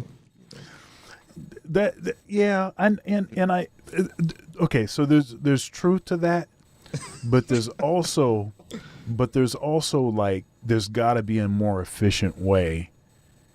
There's got to be cuz I mean, I made really bad choices. Like, people, what is the thing that Maya Angelou says, when somebody shows you who they are, believe them the first time or something? Right. You know, I'm talking about people definitely showed me who they were. And I was like, yeah, but I could fix you up. You'll be all right. I Right. did too much of that. People don't really change that much. When they show you what it is, it's you just have to. Okay, I think one of my issues is I'm like a person that reinvents. I reinvent myself. Like I'm always into new stuff, and I'm changing, and I'm taking into information, and I don't think necessarily the same stuff. All of the same things. I mean, I have the same core values, but I'm evolving. I'm always changing, growing. But that's not what people do. No. People get to a certain place and they're done. They coast. Yeah. And so when a person that is done tells you this is who I am, and you just ignore it and act like, oh yeah, I take it as a challenge now. I bet I could be the person to make you change that. Not consciously aware that I'm saying that, Right. but that's basically the the effect of it. But Yeah, definitely. Yeah, my wife and I, like that, we've been together for maybe 15 years, but married 6. And she's been extremely supportive. I've been lucky man. Just to say that I found someone and someone has found me. We've been together since high school, and so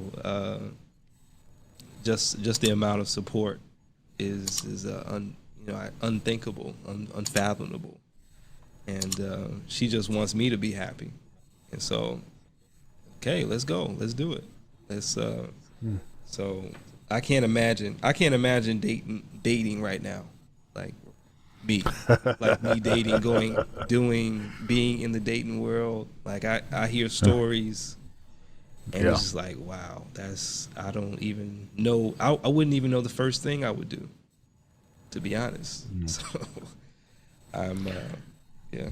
yeah, it's a crap show. It's a crap show. I mean, I cashed out right in time, like right on cue, like just before stuff really started to do that steep, started to really tank hard. Social media, Instagram, Snapchat, the iPhone 4. There are significant things that happen in a particular Tinder. Mm-hmm. There are significant things that occurred that totally, whatever hope there was that things could normalize totally was shattered. Because it used to be that people would basically, we all kind of had an idea of where we actually are, and we would try to pick people that were kind of within our sort of range. So if I see myself as a 4, then I'd be looking for a 4. Right. But that's not really what people do. First of all, it's like because everyone gets a trophy, and body positivity, and everybody's beautiful, everybody's great, and all of this kind of, everybody's an individual and unique, the snowflake stuff, all of that. Because of a lot of that stuff, I think it makes it hard for people to see where they actually measure up, like where they actually are Realistically, yeah.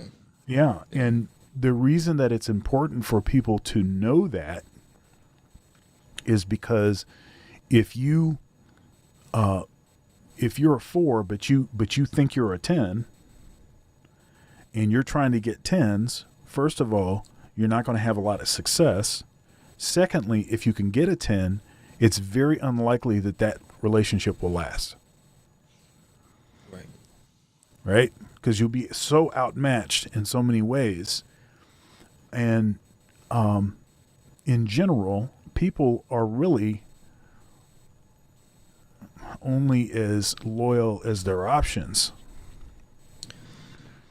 It's real. Right? Yeah. So if you have a lot of options that are significantly better than the person that you have decided you wanted to stick around with, that's going to create all kinds of other issues. And so it's just much better.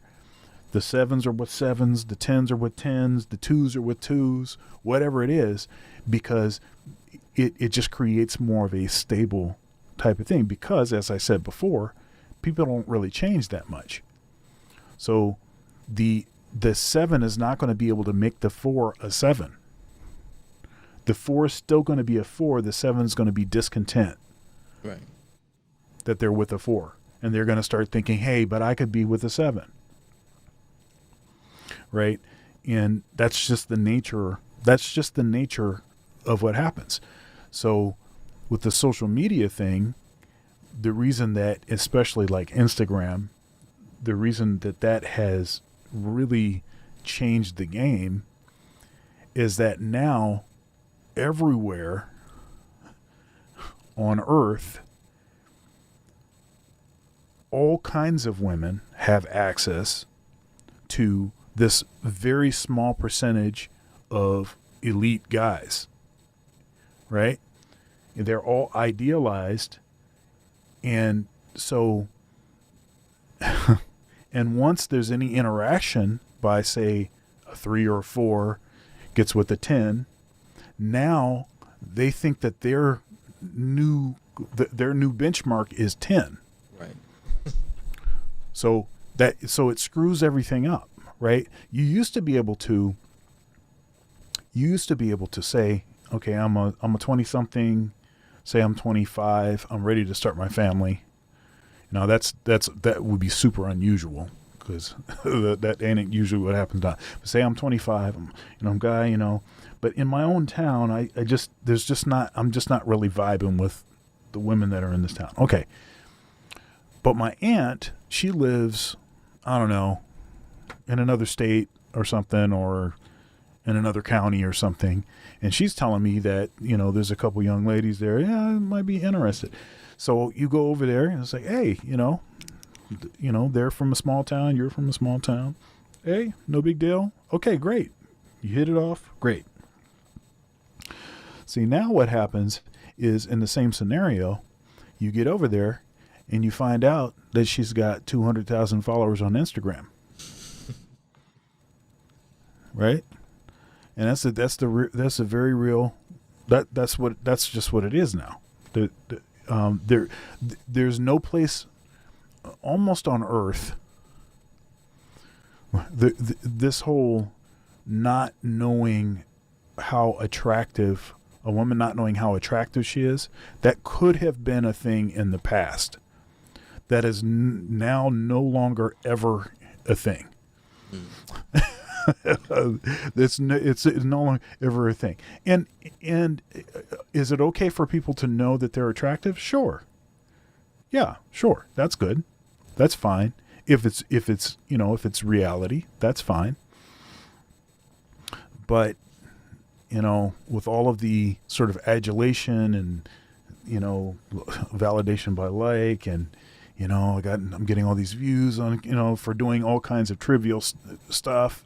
I turned the camera on and that, already got 20,000 live viewers and I haven't done anything. All of that kind of stuff. I think that just creates such a weird kind of thing that it just makes it worse and worse. So I avoided all of that stuff.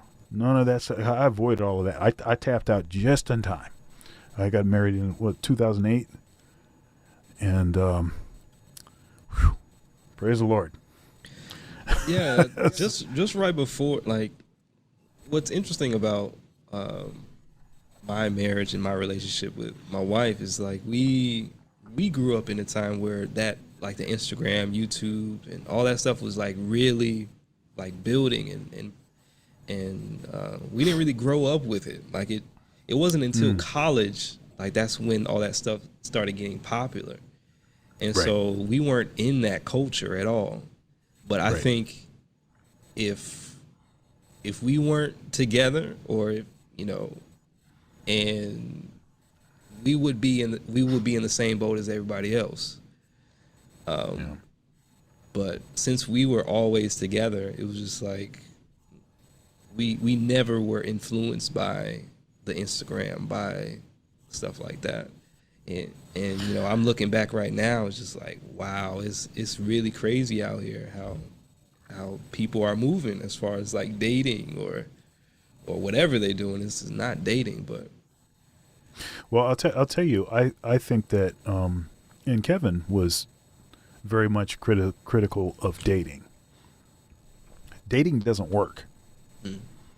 You know, dating only, basically what dating does, dating ensures that you'll have a high body count. All it does is promote numbers, body count. That's all it does. Courting, on the other hand, that's a different matter, right? In courting, your family's involved. Your family has vetted this person. You are allowing your family, your friends, your community, maybe church leaders, you're allowing people, mentors, you're allowing them to tell you, you need to drop this one right here because this one is not good for you. And that precedes any sort of physical stuff, right? All of that stuff precedes that. You know, that whole thing about the guy going to the young lady's dad to ask for the hand in marriage, or the the nerves associated with meeting the parents and all of that kind of stuff. All of that stuff comes from a time period when your family, your siblings, even they could axe they could put a kibosh to it, you know. But that's not what we do now. Now it's like, this ain't your business. Get in your own business. You know. Now that's what we do, and it's like, but we, I'm talking about black folks. We are terrible at choosing. We choose terribly, horribly. Yeah, I can't really think about a time when courting was a thing, like in the black community, I'm saying. Right. I understand. It's, No. I got two generations of people that were single moms, so it's just like, or the father wasn't in the home or whatever. So it's just, it's just like it. When will we get to that point where courting is a thing? By the looks of it, how it is now, I don't know if that's ever going to be a thing, unless there's a huge group of people that just come together and say, this is what we're going to do. This is the standard that we're putting our people through. But I don't know, man. Yeah, there are two things that I think would solve almost all of the issues in a black community almost overnight. One of them is abstinence, and the other one is arranged marriages. And I know that's I know it sounds totally ridiculous. It's like, oh, nobody will ever do that. But that's also a testament to the dysfunction in our communities. That those things, given the terrible track record that we have, given that track record, when I present those as the options, it's almost like people almost audibly laugh at those options, right? I almost laugh at them, right? Because I know it's ridiculous too. Yeah. But if you could get enough community leaders, churches, other folks, and when I say arranged marriage, I'm not talking about child brides, and I'm talking about people that are volunteering, right? To say, you know what, I've seen what's out here. I'll take my chance at this arranged thing. You know, at least people that are at least there. Mm-hmm. Have you seen the show Married at First Sight? Yeah, I've seen a few episodes of that. Yeah. So there's a season that was released on Netflix. It's really good. It was season 10. Actually, they're in season 14. It's actually a Lifetime series. And I watched that season 10, and there are 5 couples that actually end up getting married at first sight, right? And it's a research project, right? So there's a minister, there are there's like psychologists and stuff. There's people that are there that are experts selecting, hand picking people to put them together. Mm-hmm. Okay.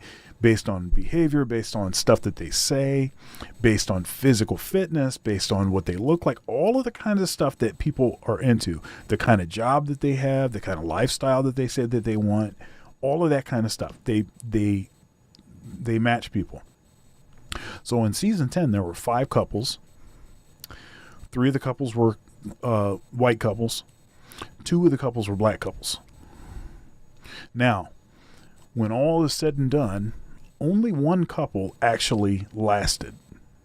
Okay, now these are legal marriages, but at the end of 30 days, they can decide if they're going to stay together. No, is it 30 days? I think it's 6 weeks. 8 weeks. I think it's 8 weeks. So at the end of 8 weeks, they can decide if they're going to stay together or if they're going to get divorced. Okay? And it's a real divorce. It's a real marriage, and it's a real divorce. And only 1 of the couples lasted. Now, it's not a coincidence that the 1 couple that lasted, it was one of the white couples, that on both sides of their family, their parents were still married. Okay? So that was one thing I thought was interesting. Right. And you know the 2 black couples didn't make it. I should have said that first. You know they didn't make it. Of course. And they didn't make it because there was dysfunction on both sides of their family, and they just couldn't get past basic stuff.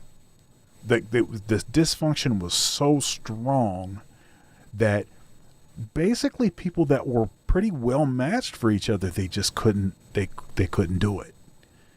And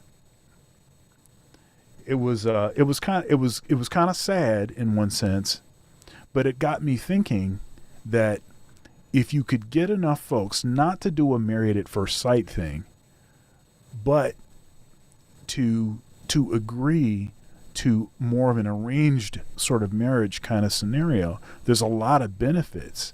And if you look at like other cultures, not in America, other cultures like like in India, for instance, there's a lot of arranged marriage, and the arranged marriages, they last.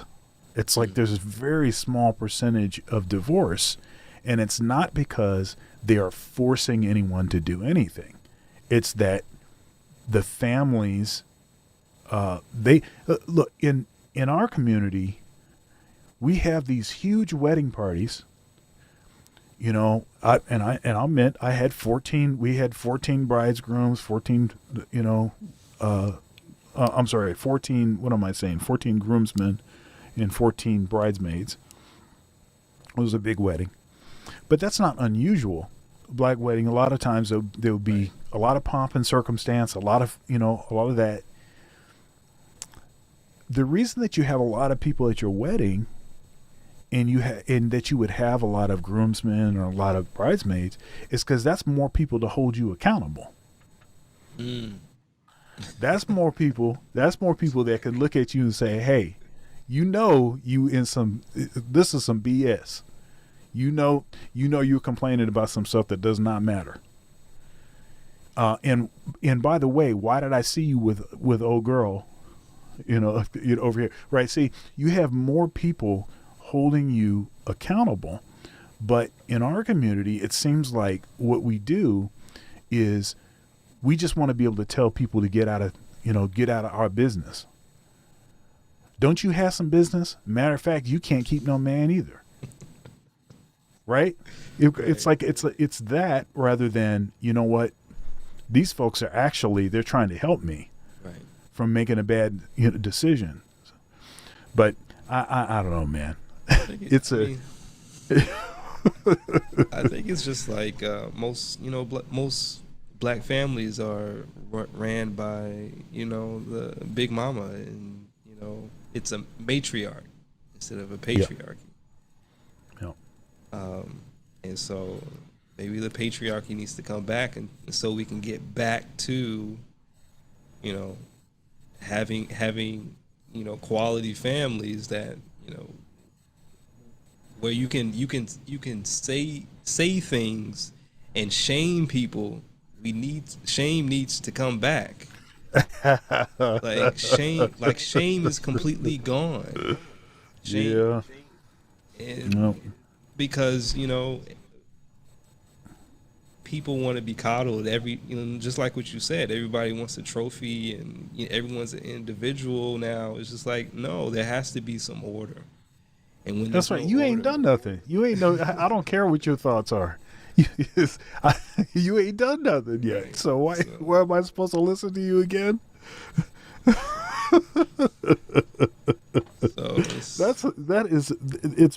breathtakingly ridiculous. The level that this stuff has gone to. One of the guys that I frequently collaborate with, Ike Ogiamian, I've got a show with him on Wednesdays at 9:30 p.m. Eastern Standard Time called Getting Ish Done. It's a productivity kind of class. Oh, I'm sorry, show. It's a live stream on his channel. And something that he talks about is frequently is the idea that men and women have different sins, as it were. We have different things that we sort of struggle with usually, right? Now, the things that would be particularly devastating and damaging for society that men would tend to struggle with, there is something for that. It's called prison. Okay? But women don't really, their sin is not the sort of violent crime kind of sin. I mean, that's not the thing that they would struggle with that would be devastating to society. Culture and shame is the sort of, for women, is what prison is for men. Right?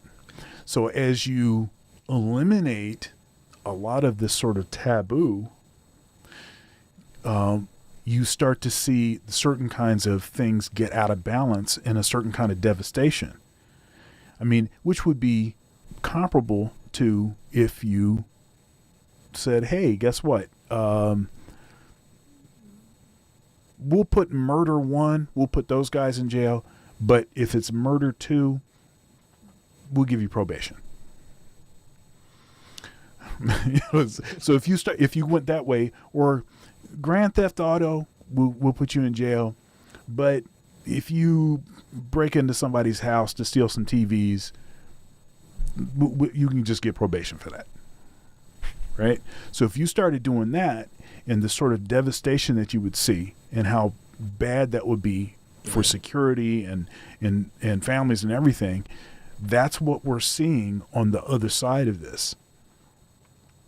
It's tremendously out of balance. And what's worse is that to mention that with any regularity, that's your cancellation. Right. Exactly. Which, but it's like it's totally obvious. Like everybody knows that this is what's happening. they recognize this at least at some sort of level, but they just act like it's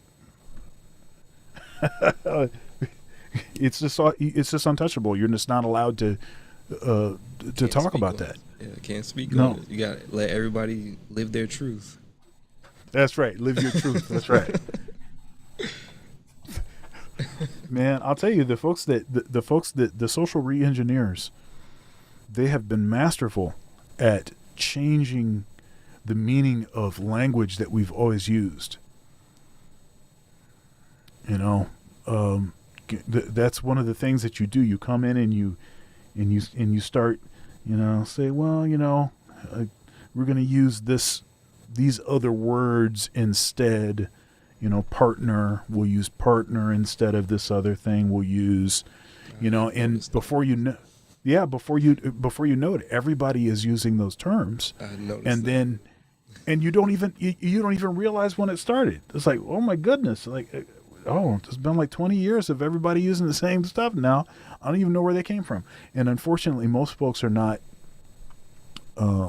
clever enough to look back at, like, well, wait a minute, when did that happen, and what is the actual meaning of this? Most folks don't ask those questions.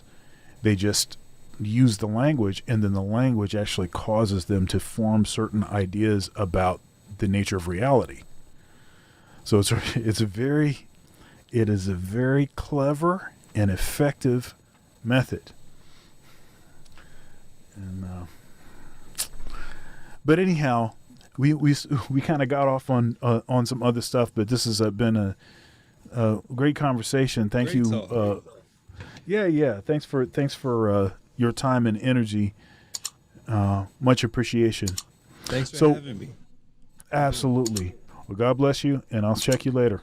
All right, peace. Peace.